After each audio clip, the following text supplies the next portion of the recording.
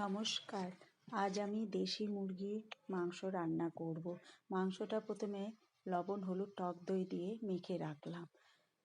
এদিকে আলুগুলো আর গোটা রসুন ভেজে তুলে নিলাম। ওই তেলে কড়াইতে শুকনো লঙ্কা তেজপাতা গোটা গরম মশলা আর জিরা ফোড়ন দিয়ে পেঁয়াজগুলো ছেড়ে দিলাম। পেঁয়াজগুলো ভাজা ভাজা করতে করতে এর মধ্যে আমি 2 চামচ রসুন বাটা দিয়ে দিলাম। এরপর আমি মিক্সিতে বেটে রাখা টমেটো আদা আর কাঁচা লঙ্কা বেটে মিশিয়ে দিলাম। মশলাটা কষে যেতে যেতে এর মধ্যে আমি 2 চামচ ধনে গুঁড়ো দিলাম, যদিও আমি এর মধ্যে কোনো জিরা বাটা দেইনি।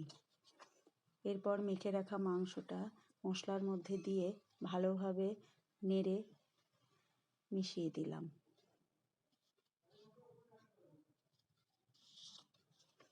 মাংসটা ভালোভাবে এবার কষতে দিলাম।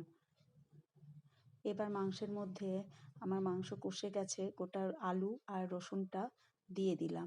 ফুটনো গরম জলটাও দিয়ে দিলাম। আমি ঝোল খেতে ভালোবাসি, তাই একটু বেশি করেই ঝোল দিলাম। আমার মতো আপনারা কে কে এরকম মাংস খেতে ভালোবাসেন কমেন্ট করে অবশ্যই জানাবেন।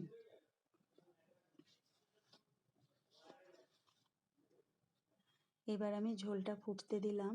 ঝোলটা ফুটে গেলে আমি এর মধ্যে আমার স্বাদ অনুযায়ী একটু লবণ লাগবে, সেই হিসাবে লবণ দিলাম।